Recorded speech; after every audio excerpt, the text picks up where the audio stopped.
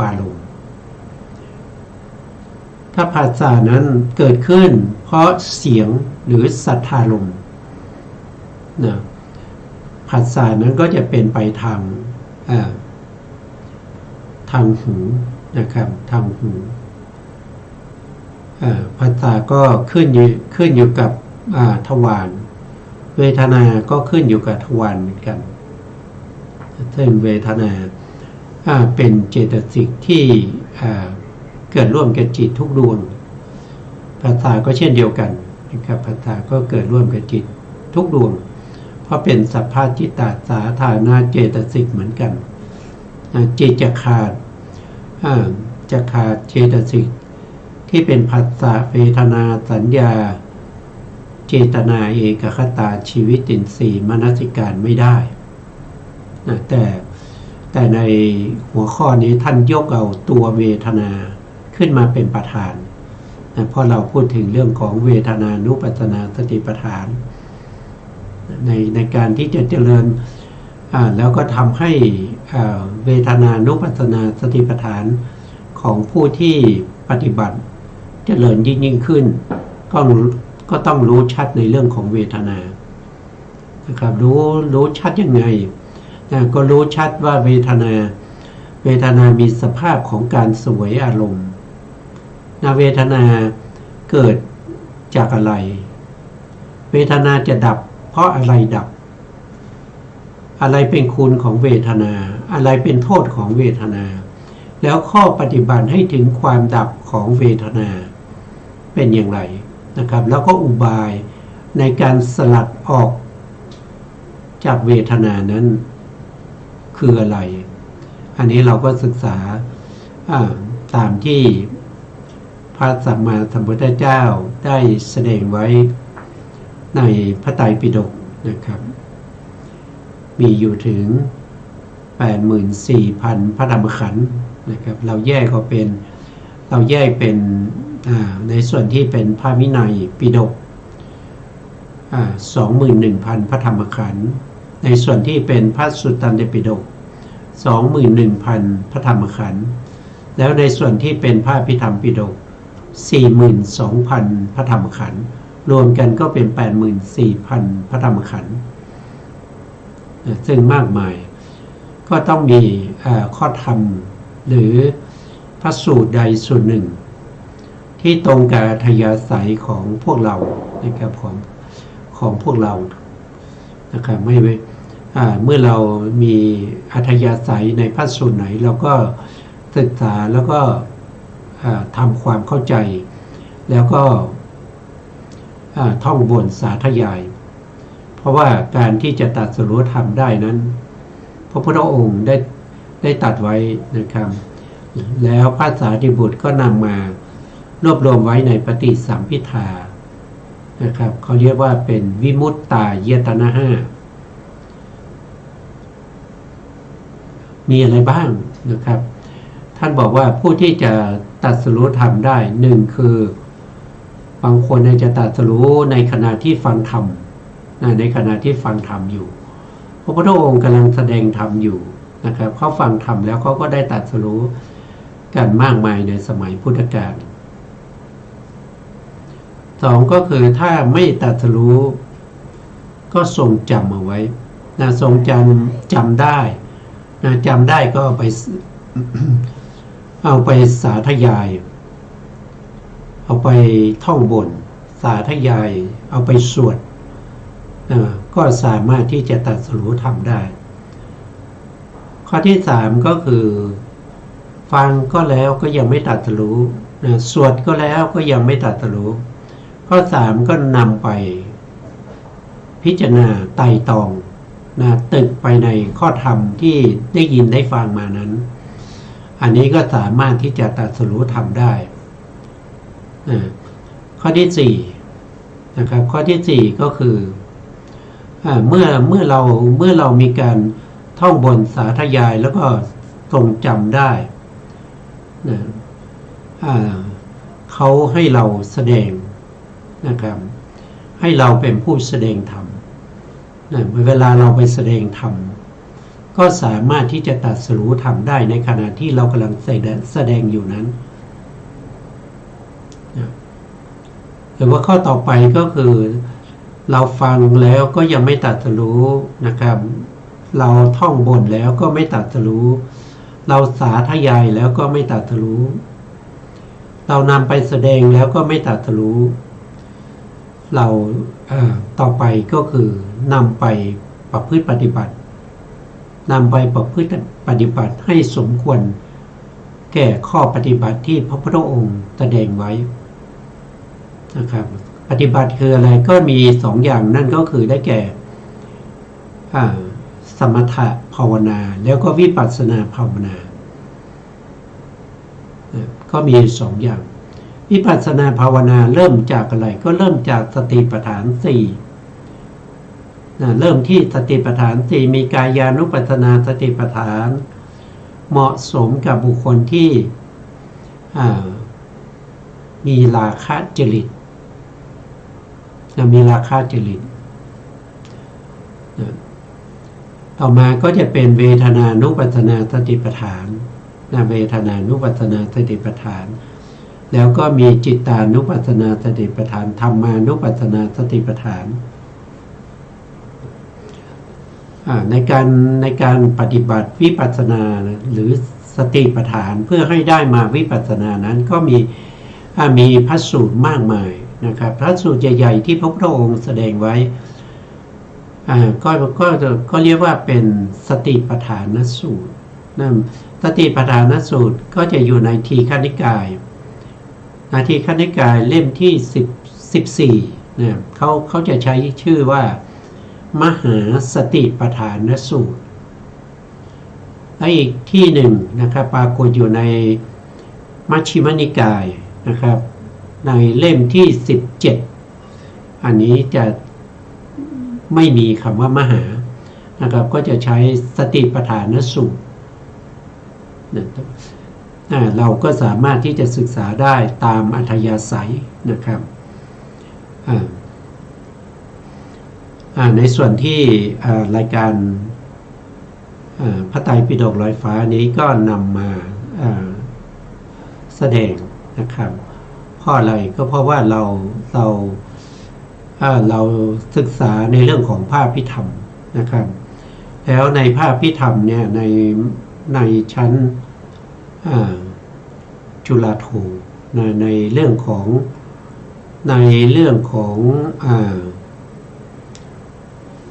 งโพธิปักขิยธรรมในโพธิปักขิยธรรมอาจจะมีสติปัฏฐานด้วยนะครับเพราะฉะนั้นเราก็เอาตรงนั้นเป็นหัวข้อหลักในการที่เราศึกษากันเราก็ศึกษามาเรื่อยๆนะครับจากวันนี้เราก็ยังจะไปศึกษาต่อจากครั้งที่แล้วในเรื่องของการเพ่งพินิจในเรื่องของเพ่งพินิจในเรื่องของปฏิจจสมุปบาทนะครับเพ่งพินิจในเรื่องของปฏิจจสมุปบาทครั้งที่แล้วเราพูดถึงมาถึงหัวข้อที่10นะครับในปฏิจจสมุปบาทภาวะปัจจยาชาติสัมภวติความเกิดขึ้นแห่งวิปากจิตและเจตสิกนะครับกรรมชรูปย่อมปรากฏเกิดขึ้นเพราะอาศัยภาวะเป็นเหตุภาวะเป็นเหตุภาวะที่เป็นเหตุให้มีโลกิยวิปากจิตเจตสิกแล้วก็กรรมชรูปก็คือได้แก่กรรมภาวะก็คือเป็นการกระทำบุญทำบุญทำบาปนะครับไม่ว่าจะเป็นทางกายวาจาหรือใจที่มีอยู่ในภพนี้ที่มีอยู่ในภพนี้ตัวที่เราทำกรรมในภพนี้ก็จะส่งผลให้เราไปได้โลกิยวิปากจิตเจตสิกแล้วก็กรรมชรูปในภพหน้านะครับในภพหน้า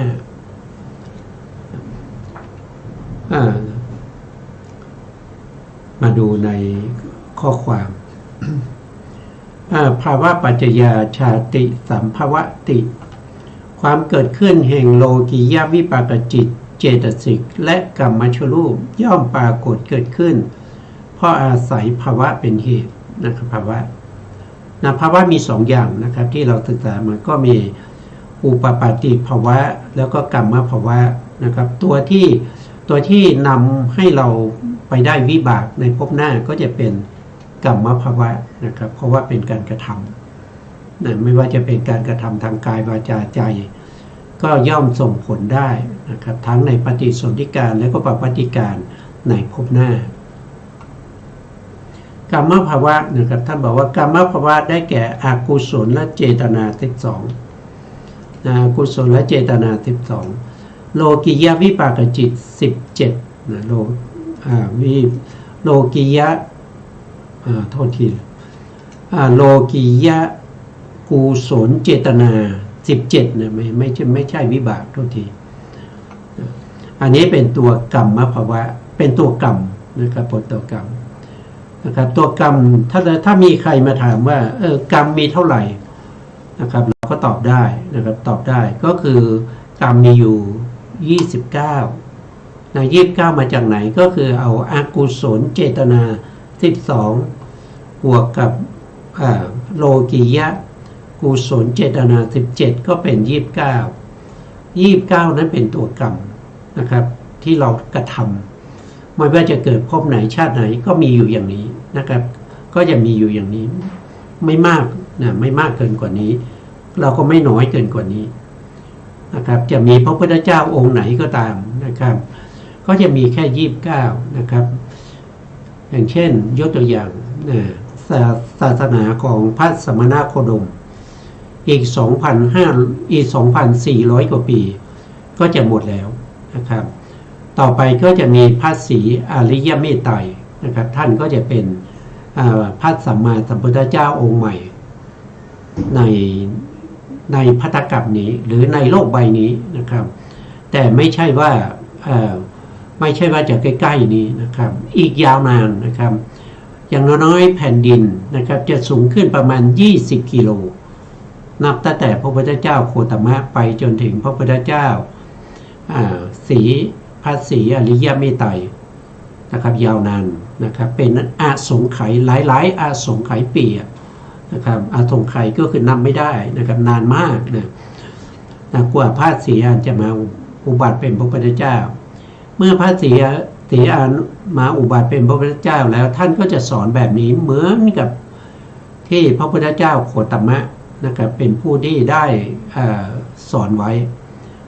เพราะฉะนั้นกรรมในพระพุทธเจ้าโคตมะมี29นะ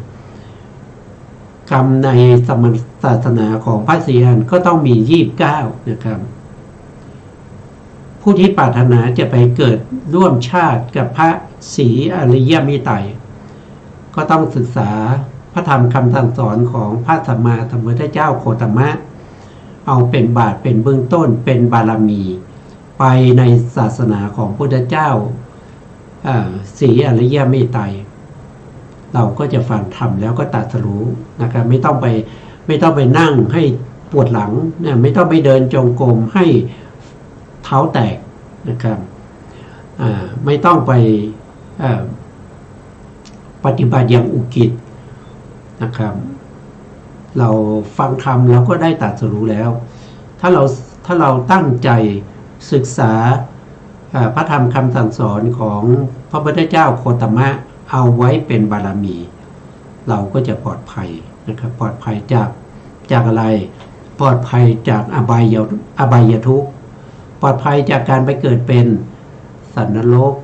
ไปเกิดเป็นเปรตอสุรกายแล้วก็สัตว์เดรัจฉานไม่ต้องไปอีกแล้วถ้าเราฟังธรรมของพระศรีอริยเมตไตรซึ่งมีพระธรรมคำสั่งสอนของพระพุทธเจ้าโคตมะเป็นบาตรเป็นเบื้องฐานเราก็จะสบายนะครับเราก็จะสบายเพราะว่าเราทุกข์มาก่อนนะครับถ้าเราไม่ทุกข์ตอนนี้นะครับเราก็จะต้องไปทุกข์ในสมัยพระพุทธเจ้าวิปัสสีจะทุกข์มากขึ้นไปอีกถ้าเรายังไม่ได้ตรัสรู้ในสมัยพระพุทธเจ้าพระพุทธเจ้า พระพุทธเจ้าสีอริยเมตไตรนะครับเพราะพระพุทธเจ้าวิปัสสีนี่เป็นพระพุทธเจ้าที่ผ่านมาแล้วนะครับเป็นพระพุทธเจ้าเมื่อเท่าไหร่เมื่อ91กับที่แล้วนะครับต่อไปนะครับหมายเหตุภาวะที่เป็นปัจจัยของชาตินั้นนะเอาแต่กรรมภาวะเท่านั้นนะท่านบอกเอาแต่กรรมภาวะเท่านั้นเพราะกรรมภาวะนี้มันเป็นตัวกรรมนะครับเป็นการกระทำนะครับเพราะการเกิดขึ้นแห่งวิบากและกรรมชรูปวิบากก็คือได้แก่อะไรก็คือได้แก่ปฏิสนธิจิตภวังคจิตแล้วก็ได้แก่พวกที่เป็นจักขูวิญญาณโสตวิญญาณคานะวิญญาณนะครับทวิ10แล้วก็เป็นสัมปติฉันนะสันติรณะนะพวกนี้เรียกว่าเป็นวิบากนะเป็นวิบากนะกรรมชรูปก็คือได้แก่พวกที่เป็น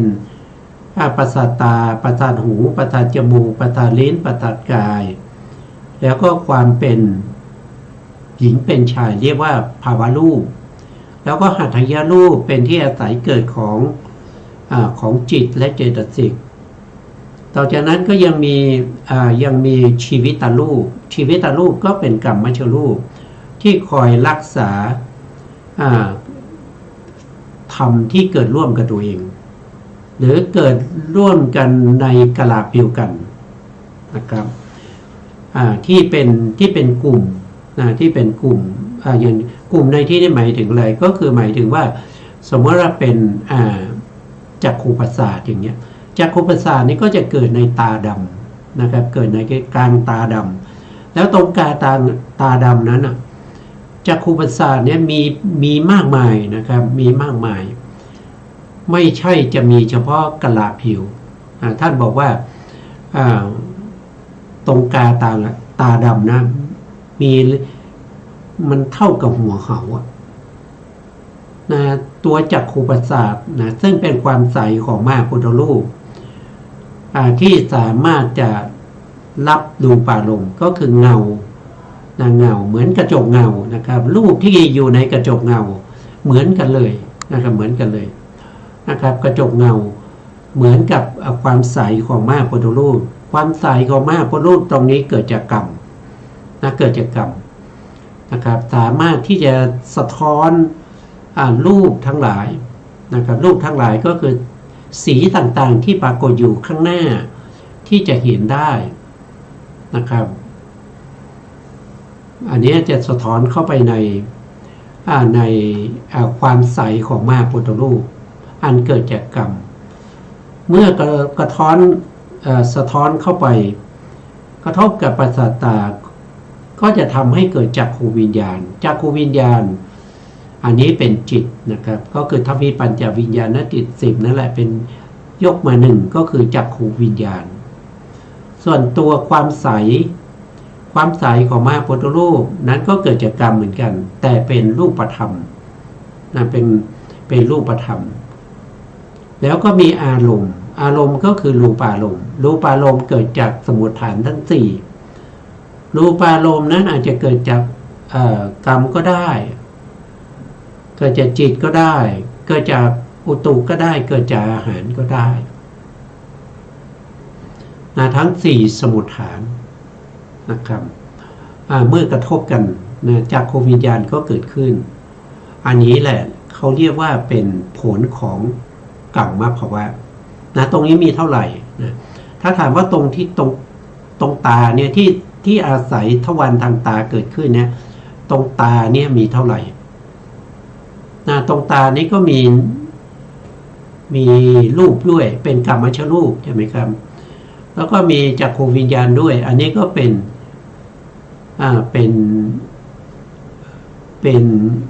วิปากจิตเป็นวิปากจิตแล้วเจตสิกที่เกิดในจักขูวิญญาณอันนั้นก็เรียกว่าเป็นเจตสิกนะครับเป็นเจตสิกเพราะฉะนั้นเวลาเกิดขึ้นท่านจึงบอกว่าโลกียวิปากจิตนะครับเจตสิกและกรรมชรูปนะครับ ทางตาก็คือจักขูวิญญาณเป็น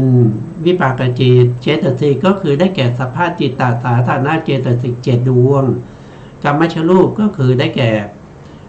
ปัสสาตานะครับปัสสาตาก็เพราะทางทวารทางตาอย่างเนี้ยนะครับอันนี้ถ้าเราฟังบ่อยๆเราก็จะเข้าใจได้นะครับทางหูก็เช่นเดียวกันนะครับทางหูก็จะมีประสาทหูนะประสาทหูแล้วก็เสียงนะเสียงนี่เกิดจากสมุฏฐาน2ก็คือเกิดจากจิตกับอุตุนะเสียงนี้มีสมุฏฐานอยู่แค่2เท่านั้นนะครับไม่เหมือนกับรูปารมณ์มีสมุฏฐาน4ไม่เหมือนกับคันธารมณ์ก็มีสมุฏฐาน4รัสสารมณ์ก็มีสมุฏฐาน4โพธพภะก็มีสมุฏฐาน4นะครับแต่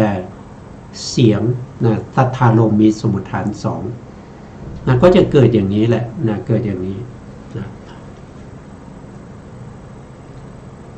ต่อไปท่านก็แสดงส่วนไหนนะครับเอาตรงนี้ย้อนกลับไปนิดหนึ่งนะครับหมายเหตุนะภาวะที่เป็นปัจจัยของชาตินั้นเอาแต่กรรมะภาวะเท่านั้นเพราะว่าความเกิดขึ้นของวิบากและกรรมชรูปอันเป็นตัวชาตินั้นจะเกิดขึ้นได้ก็ต้องอาศัยกุศลกรรมและอกุศลกรรมและโลกิยกุศลกรรมที่เป็นปัจจัยนะคำว่าชาติท่านหมายถึงการเกิดขึ้นครั้งแรกของโลกิยวิบากนะโลกิยวิบากมีอยู่32นะมีอยู่32และกรรมชรูปนะกรรมชรูปนี้มีอยู่เท่าไหร่มีอยู่9นะมีอยู่9นะครับซึ่งเป็นตัวอุปปาติภาวะที่เกิดขึ้นใน31ภูมิใน31ภูมิเนี่ยนะครับก็ต้องแยกไป1นะภูมินั้นเป็นอสัญญาสัตว์มีแต่รูปขันธ์เท่านั้นนะครับนั่นก็คือได้แก่มีขันธ์1นะครับโดยแยกออกมาเป็นขันธ์1ก็คือพวกที่เกิดในอสัญญาสัตตภูมิมีแต่รูปขันธ์เท่านั้น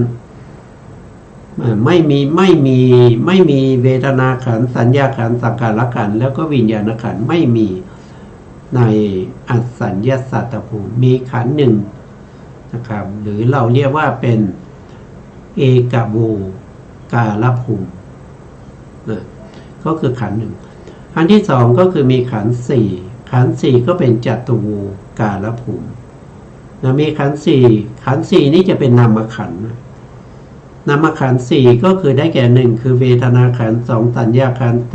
3สังขารขันธ์4วิญญาณขันธ์นะก็จะมีอยู่ขันธ์4จะไม่มีรูปขันธ์นะแล้วก็ขันธ์5นะครับขันธ์5นี่มีเยอะนะขันธ์5นี่มีเยอะขันธ์5นี่มีตั้งแต่สัตว์อบายมนุษย์เทวดาแล้วก็รูปภูมิอีก15ชั้นนะอันนี้จะมีครบเลยขันธ์5นะมีรูปขันธ์ด้วยอย่างมนุษย์เราก็มีรูปขันธ์ใช่ไหมครับมีเวทนาขันธ์ก็คือความรู้สึกยินดีชอบใจไม่ชอบใจเฉยๆที่2ก็คือสัญญาขันธ์ก็คือจำได้หมายรู้นะครับจำได้ว่าคนนี้เป็นพ่อเป็นแม่นะครับจำได้ว่าคนนี้เป็นเจ้าอาวาสคนนี้คือเป็นพระลูกวัดอย่างเงี้ยคนนี้แม่ชีอย่างเงี้ยจำได้อันนี้คือสัญญาขันธ์ต่อมาสังขารขันธ์ก็คือแยกเป็นในส่วนที่เป็นอกุศลก็เช่นโลภะโทสะโมหะเนี่ยก็เป็นสังขารขันธ์ถ้าเป็นกุศลก็คือได้แก่อะไรตัวศรัทธาก็เป็นสังขารขันธ์สตินะศรัทธาสติหิริโอตตัปปะอโลภะอโทสะอโมหะตัตตรมัชฌตตานะพวกนี้เป็นสังขารขันธ์นะแล้วก็มีวิญญาณขันธ์วิญญาณขันธ์นั่นก็คือได้แก่จิตอันนี้ก็เรียกว่าเป็นขันธ์5นะ ต่อไปคำว่าชาตินะในบทว่าภาวะปัจจยาชาตินี้มุ่งหมายเอาเฉพาะในส่วนที่เป็นปฏิสนธิชาติปฏิสนธิชาติคือการเกิดขึ้นครั้งแรกนะเกิดขึ้นครั้งแรกในภพใดภพหนึ่งเป็นครั้งแรกนะเลยเรียกว่าปฏิสนธิปฏิสนธิตรงปฏิสนธิการนั้นก็มีทั้งที่เป็นนามธรรมแล้วก็รูปธรรมเกิดขึ้นในภพภูมิที่มีขันธ์ห้านะส่วนที่มีขันธ์สี่ก็มีเฉพาะรูปภูมิสี่เท่านั้นอันนั้นก็จะเกิดเฉพาะนามขันธ์อย่างเดียวไม่มีรูปขันธ์ไม่มีกรรมชรูปนะส่วนในอสัญญาสัตตภูมินั้นเกิดโดยรูปมีขันธ์เดียวนะครับเรียกว่าเอกโวการภูมินะครับมีขันธ์เดียวนะครับมีแต่รูปขันธ์เท่านั้นนะต่อไปบทว่าชาติว่าโดยธรรมาธิฐานมีอยู่สองอย่างเนี่ยมีอยู่สองอย่างนะครับ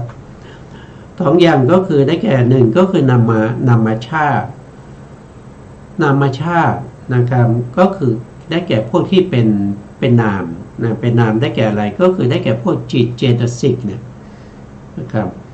นามชาติคือการเกิดขึ้นของวิบากนามขันธ์สี่วิบากนามขันธ์สี่ก็คือได้แก่โลกิยะวิบาก32เจตสิกที่ประกอบอีก35นะครับเวลาจิตเกิดขึ้นก็ต้องมีเจตสิกประกอบนะครับจะมากน้อยแค่ไหนก็ขึ้นอยู่กับว่าจิตนั้นเป็นประเภทไหนนะครับมีอารมณ์เป็นอย่างไรนะครับแล้วก็เป็นชาติใดนะแต่ในที่ท่านบอกว่าเป็นวิบากนะครับวิภากจิตที่มีเจตสิกเกิดน้อยที่สุดนั่นก็คือได้แก่ทวิปัญจวิญญาณติด10มีเจตสิกเกิดขึ้นได้7ดวงเท่านั้นไม่มีมากกว่านี้แล้วถ้าเป็นวิปากจิตที่มีเจตสิกเกิดมากที่สุดนะเกิดมากที่สุดเกิดได้มากที่สุดในคราวเดียวกันก็ต้องเป็นโลกุตระนะครับที่เป็นปฐมฌานนะครับโลกุตระนะตรงนั้นเราไม่ได้พูดถึงเพราะว่าโลกุตระเป็นธรรมที่กำจัดเสียซึ่งภพชาติเพราะฉะนั้นโลกุตระไม่เป็นอารมณ์ให้แก่สติปัฏฐานไม่เป็นอารมณ์ให้แก่สติปัฏฐานหรือไม่เป็นอารมณ์ให้แก่วิปัสสนาเพราะเป็นธรรมที่ไม่ใช่ธรรมที่ควรกำหนดรู้ไม่ใช่ธรรมที่ควรละไม่ใช่ธรรมที่ควรเจริญแล้วก็ไม่ใช่ธรรมที่ควรทำให้แจ้งนะเพราะเขาเป็นขันธวิมุตติเขาเป็นขันธวิมุตติเพราะต้องเว้นโลกุตระจิตไปนะครับ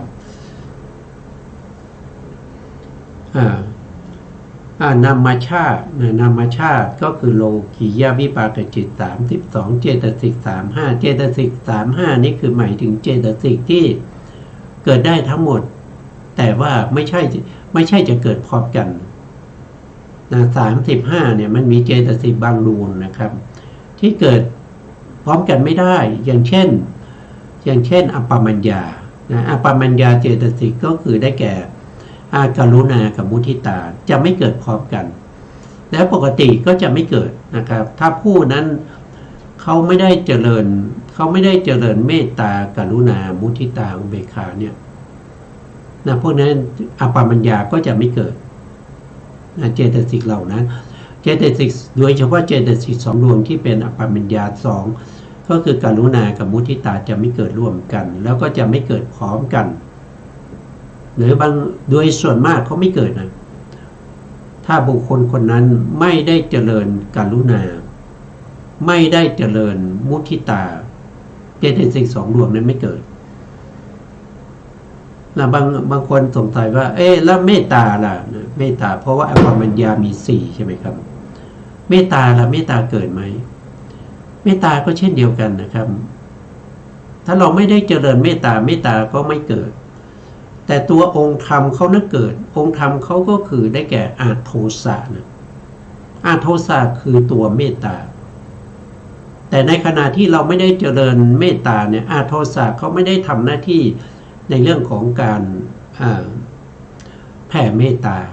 นะครับแต่เขาเป็นเจตสิกประเภทที่เป็นโสภณเจตสิกเกิดร่วมกับโสภณจิตทุกดวงอยู่แล้วเขาต้องเกิดอยู่แล้วแต่เขาไม่ได้ทำหน้าที่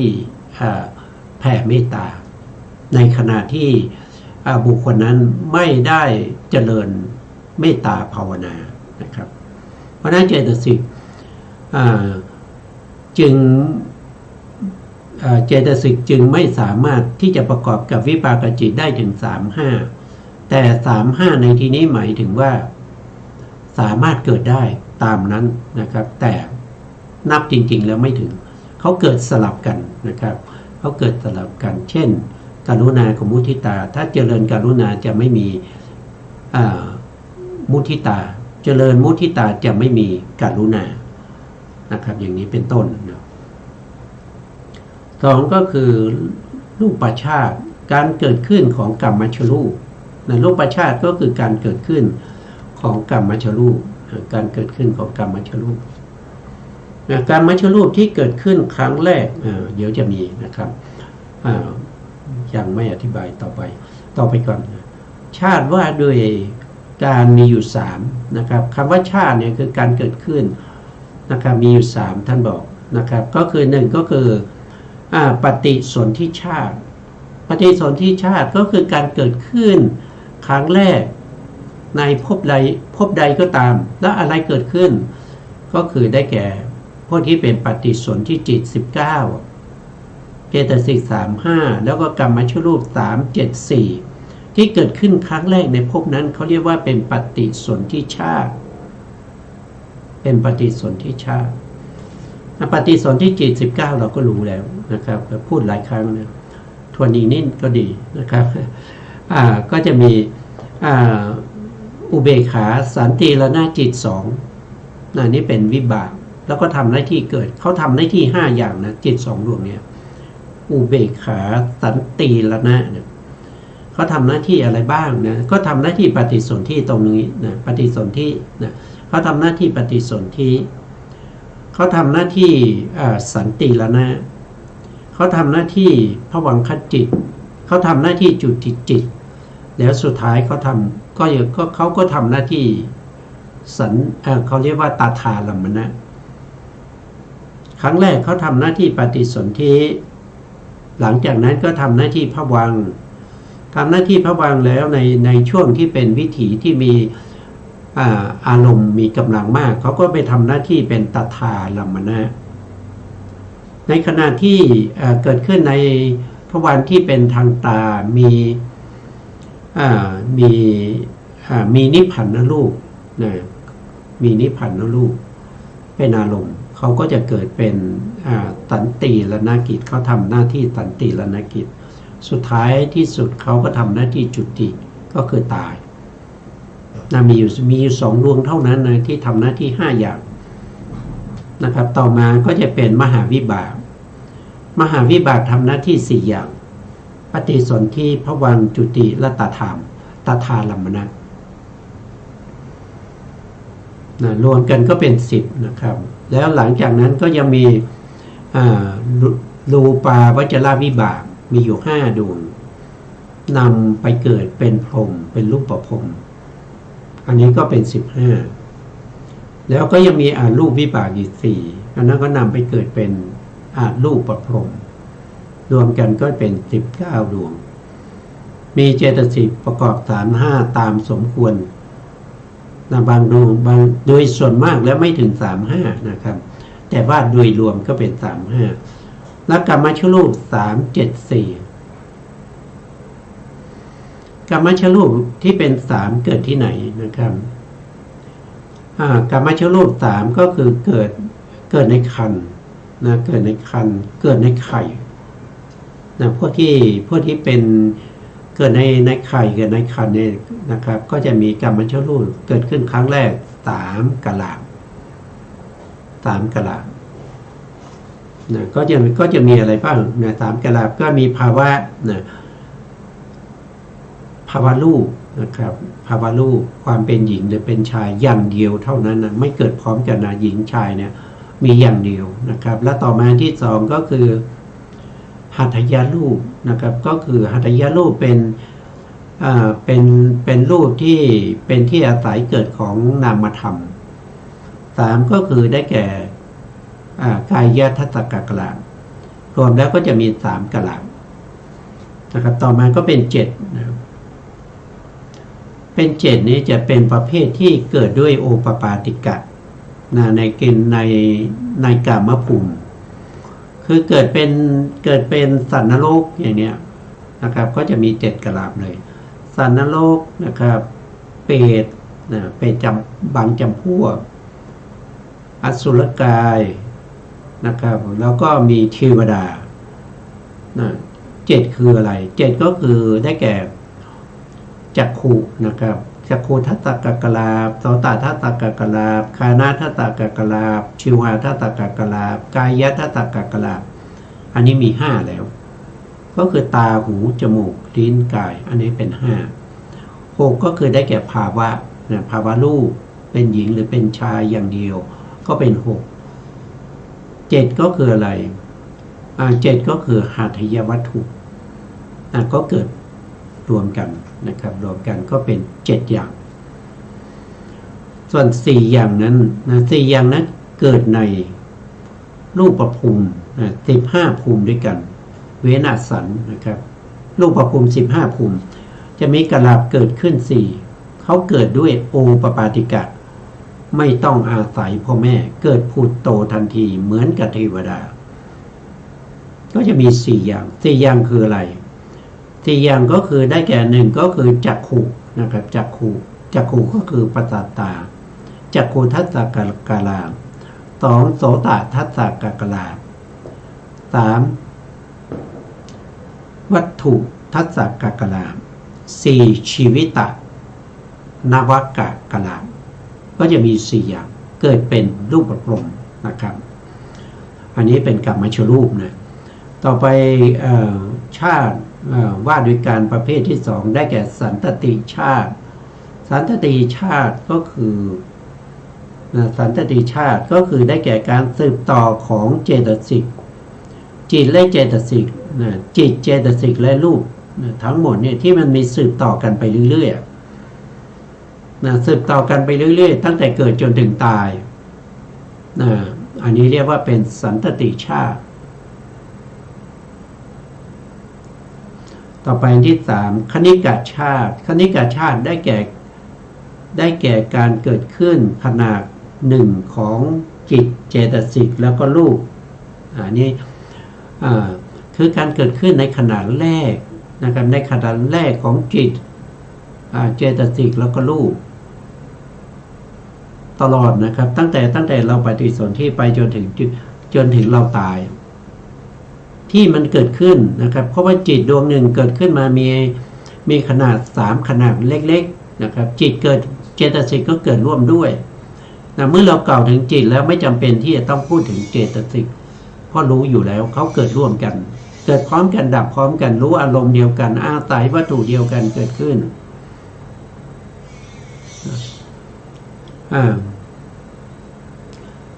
ก็คือเกิดขึ้นในขนาดแรกของจิตแต่ละดวงรูปก็เหมือนกันนะครับรูปมีอยู่ถ้าจำแนกโดยประเภทก็มี4อย่างนะครับมีกรรมชรูปนะครับแล้วก็มีจิตตชรูปอุตุชรูปอาหารชรูปนะครับการเกิดขึ้นครั้งแรกของรูปพวกนี้ก็เรียกว่าเป็นคณิกะชาติสืบไปจนถึงตายการสืบต่อนั้นเรียกว่าเป็นสันตติชาติเกิดขึ้นครั้งแรกเราเรียกว่าเป็นปฏิสนธิชาติการเกิดครั้งที่2ไปเรื่อยๆนะ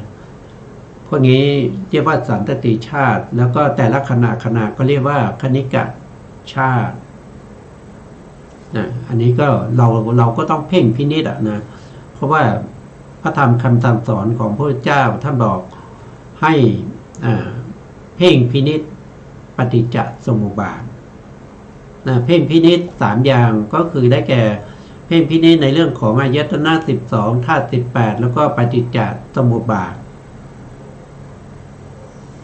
มีไหนๆก็มีในพระสูตรที่ชื่อว่าสตฐานะสูตรสตฐานะสูตรนะครับเล่มที่เท่าไหร่นะครับแล้วก็นะครับก็สตฐานะสูตรเนี่ยครับสตฐานะสูตรนะครับอยู่ในเล่มที่27นะเล่มที่27ว่าด้วยเรื่องของขันธ์ห้านะครับการเพ่งพินิจปฏิจจสมุปบาทนี่เป็นธรรมที่พระพุทธองค์แสดงไว้นะครับไม่ใช่ในกรในขอเป็นผู้แสดงผู้ที่แสดงคือพระอรหันตสัมมาสัมพุทธเจ้าผู้มีสัพพัญญุตญาณผู้มีอานาวรณญาณมีพระมหากรุณาธิคุณอันยิ่งใหญ่ต่อสรรพสัตว์ทั้งหลายเป็นผู้ที่บริสุทธิ์จากอนุสัยกิเลสได้ด้วยพระองค์เองเป็นผู้ที่มีปัญญาสว่างยิ่งกว่าดวงอาทิตย์ในเวลาเที่ยงวันตี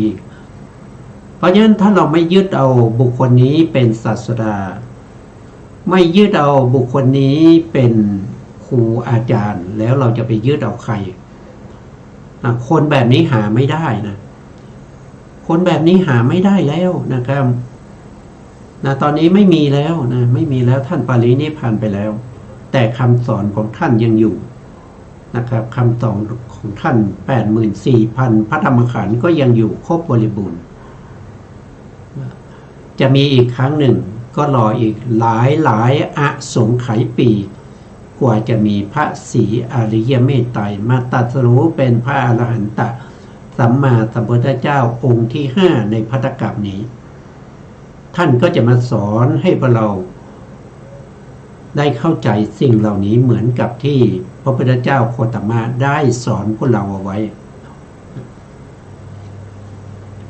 ต่อไปท่านก็ทรงแสดงในเรื่องของปฏิสนธิชาติว่าโดยการกำเนิดมี4มีการกำเนิด4 1คือชราพุชชาติชราพุชชาติก็คือการเกิดในมดลูกก็คือพวกเรามนุษย์นะครับเดรัจฉานบางพวกนะครับหรือว่าเทวดาชั้นต่ำบางพวกเนี่ยไม่ใช่ทั้งหมดนะเทวดาไม่ใช่ทั้งหมดแล้วก็เดรัจฉานก็ไม่ใช่ทั้งหมดแล้วก็เปรตก็ไม่ใช่ทั้งหมดมีบางพวกแต่มนุษย์ปัจจุบันนี้ส่วนมากเลยต้องเกิดด้วยชราพุชาก็คือเกิดในครรภ์นะครับเกิดในมดลูกอันนี้เวลาเกิดจะได้กะลาบ3กะลาบนะครั้งแรกได้3กะลาบเมื่อเกิดขึ้นก็3กะลาบที่เป็นกรรมชั่วรูปนั้นเกิดพร้อมกันกับปฏิสนธิจิตแล้วก็เจตสิกที่ประกอบในปฏิสนธิจิตตามสมควรแก่ปฏิสนธิจิตดวงไหนที่เราได้มาว่าอีกว่าโดยชาติกำเนิดมี4นะครับกำเนิดที่2ก็คือได้แก่อันทชาติก็คือการเกิดขึ้นครั้งแรกในฟองไข่ก็คือเกิดในไข่นั่นเองพวกอะไรที่เราเห็นปัจจุบันก็จะมีพวกเป็นนกใช่ไหมครับเป็นนกเป็นไก่เป็นเป็ดนะครับหรือว่าเป็นจิ้งจกนะจิ้งจกก็เกิดด้วยไข่ตกโตก็เกิดด้วยไข่นะครับก็เกิดในฟองไข่เวลาเกิดในฟองไข่เกิดขึ้นครั้งแรกมีลูกเท่าไหร่ก็มี3กะลาบเหมือนกันกับชราพุชชานะชราพุชชากำเนิดที่3ก็คือได้แก่สังเสทชะสังเสทชะก็คือการเกิดขึ้นครั้งแรกเกิดที่ไหนท่านบอกว่าเกิดที่ยางเหนียวหรือเกิดที่เท่าไข่ที่ชื้นแฉะนี่เขาเกิดไม่มีพ่อแม่นะไม่มีพ่อแม่นะครับแต่ถ้าเกิดด้วยชราพุชชาอันทชามีพ่อแม่อันนี้เขาเกิดไม่มีพ่อแม่เกิดขึ้นมามีกะลาบเท่าไหร่มีอยู่7กะลาบมีอยู่7กะลาบแต่เขาเกิดขึ้นเนี่ยเขาต้องเป็นทารกก่อนนะครับเป็นทารกก่อนแล้วค่อยโตขึ้นนะครับแต่การเกิดขึ้นครั้งแรกเขาครบเลยนะเขาจะมี7กะลาบเลยมีตามีหูมีจมูกมีลิ้นมีกายนะครับแล้วก็มีเพศ นะเป็นหญิงเป็นชายแล้วก็มีหัตถยวัตถุนะเขาเกิดพร้อมกันขนาดแรกนะ7กะลัดแต่เป็นตัวเล็กๆนะครับเป็นทารกต่อไปกำเนิดที่4เขาเรียกว่าเป็นโอปปาติกชาติโอปปาติกชาติก็คือการผุดโตทันทีนะอันนี้ก็ไม่มีพ่อแม่นะไม่มีพ่อแม่เขาผุดโตทันทีนะครับไม่ต้องมีการมาเป็นทารกนะครับเป็นเด็กแล้วก็มีพ่อแม่เลี้ยงดูไม่มีนะเกิดขึ้นมาผุดโตทันทีนะครับจะขึ้นอยู่กับภพภูมิที่ตัวเองไปเกิดนะครับว่ารูปร่างจะเป็นยังไงนะครับก็จะเป็นอย่างนั้นเลยอย่างเช่นเทวดาพรหมเนี่ยเวลาเกิดขึ้นมาก็โตเป็นหนุ่มเลยนะเป็นหนุ่มเป็นสาวเลยนะครับอายุประมาณ20นะครับผู้หญิงก็อายุประมาณ18อย่างเงี้ยนะครับก็พุทโตทันทีพุทโตทันทีโอปปาติกะถ้าเป็นเทวดามีกะลาบอยู่7กะลาบแต่ถ้าเป็นพวกพรหมจะมีอยู่4กะลาบมีอยู่4กะลาบพวกพรหมไม่มีพวกพรหมนี้เขาไม่มีประสาทจมูกนะครับไม่มีประสาทลิ้นแล้วก็ไม่มีประสาทกายนะแล้วเขามีจมูกไหมนะมีจมูกมีรูปจมูกนะครับมีรูปจมูกมีลิ้นไหมมีนะแต่ไม่มีประสาทลิ้นนะมีกายหรือเปล่านะมีรูปร่างกายไหมมีอวัยวะเป็นมือเป็นขาเป็นอะไรมีแต่เขาไม่มีประสาทกายเขารับรู้ทางกายไม่ได้เขาไม่ได้ทานอาหารเพราะเขาไม่จำเป็นที่จะต้องทานอาหารเขาไม่รู้รสนะเพราะเขาไม่มีประสาทลิ้นเขามีลิ้นเขาพูดได้นะครับเขาสามารถที่จะแสดงธรรมได้นะครับเขาไม่มีจมูกที่จะมาดมกลิ่นเขาไม่มีจมูกครับแต่เขามีจมูกนะเพราะฉะนั้นพวกพรหมนี้เขาจะไม่หายใจนะครับเขาจะไม่มีลมหายใจนะเขาไม่มีลมหายใจนะครับไม่เหมือนกับเทวดานะเทวดายังมีลมหายใจอยู่นะครับมีลมหายใจแล้วก็มีจมูกด้วยเพราะนั้นเวลาเทวดามาเมืองมนุษย์เนี่ยเขาจะรีบกลับนะเพราะอะไรเพราะว่าเขาเหม็นเนี่ยเขาเหม็นมนุษย์เขาเหม็นมนุษย์เราเนี่ยมันเป็นสัตว์ที่มันกินอาหารหยาบกินซากศพต่างๆนะครับมีศพเป็ดศพไก่ศพปลานะครับศพกุ้งนะครับ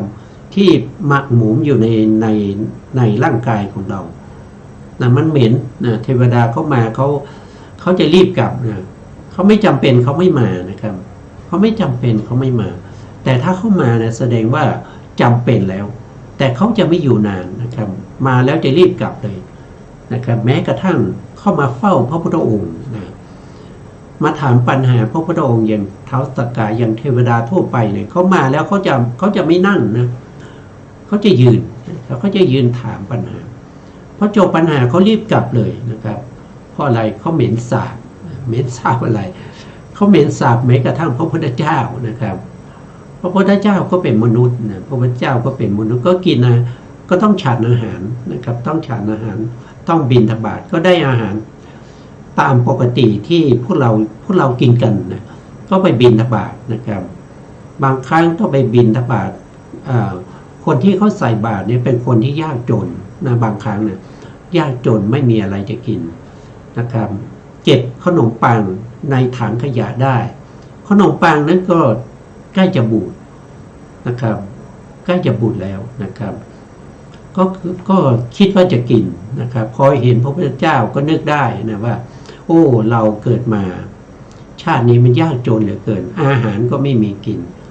ก็เพราะอะไรก็เพราะว่าในอดีตชาติเราไม่เคยให้ทานมาก่อนเราไม่เคยทำบุญให้ทานเลยเพราะฉะนั้นในภพหน้า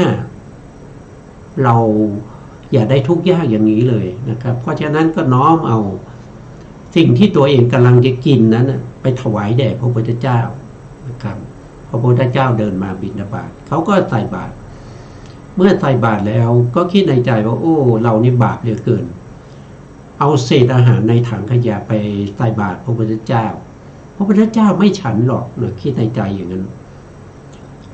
พระพุทธเจ้ารู้วาระจิตก็บอกก็ว่าให้พระอานนท์ ปูผ้าแล้วก็ใต้ต้นไม้ตรงนั้นแล้วก็นั่งฉันขนมที่เข้าใส่บาตรขนมใกล้จะบูดแล้วที่ได้จากถังขยะที่ใส่บาตรไปพระพุทธองค์ก็นั่งฉันอย่างปกตินะครับไม่ได้เกิดความรังเกียจทำให้ผู้ที่เขาใส่บาตรนั้นเกิดปิตินะครับเกิดปิติล้นหลามเขาตายแล้วเขาก็ไปเกิดเป็นเทวดานะครับไม่ต้องทุกข์ยากต้องมาทำงานนะครับเช้ามาต้องตื่นมารีบล้างหน้าแต่งตัวไปทำงานไม่ต้องนะเป็นเทวดาแล้วด้วยบุญที่เขาได้ถวายขนมนะครับที่ใกล้บุญในบาทพระพุทธเจ้านะครับพระพุทธเจ้ามีพระมหากรุณาธิคุณยิ่งใหญ่นะครับก็ปูผ้าแล้วก็นั่งฉันให้เขาดูทำให้เขาเกิดปิตินะครับเกิดปิติตายแล้วก็ไปเป็นเทวดาไม่ต้องไปเป็นเทวดานี่ไม่ต้องไปฉันไม่ต้องไปกินอาหารหยาบอีกแล้วเทวดาจะกินอาหารก็นึกเอานะครับก็นึกเอาเพราะว่าเขากินอาหารประเภทที่เป็นอาหารไม่หยาบนะไม่ใช่เป็นข้าวเหนียวข้าวนึ่งนะครับไม่ใช่เป็นข้าวเจ้านะไม่ใช่เป็นปลาเป็นเนื้อเป็นอะไรต่างๆนะครับแต่เขากินอาหารตามที่เทวดากินกันนะครับนึกเอาลืนน้ำลายก็ถือว่ากินอาหารแล้วนึกถึงอาหารก็กินอาหารแล้วนี่ก็เป็นความแตกต่างกันของสัตว์ทั้งหลายในภพภูมิต่างๆนะครับวันนี้เวลาเราหมดแล้วนะครับสุดท้ายนี้ขอบพระคุณพระครูสมุทรวิสุวัฒน์วรกิจโชผู้อำนวยการสถานีวิทยุเพื่อการศึกษาพระพุทธศาสนาและวัฒนธรรม FM 104.5 เมกะเฮิรตซ์จังหวัดเชียงใหม่และขอบพระคุณพระครูปริยัติยานุศาสตร์ขอบคุณท่านผู้ฟังและผู้ชมทุกท่านนะครับที่ให้เกียรติติดตามในรายการพระไตรปิฎกลอยฟ้าพบกันใหม่ในครั้งต่อไปวันนี้เวลาหมดลาไปก่อนครับ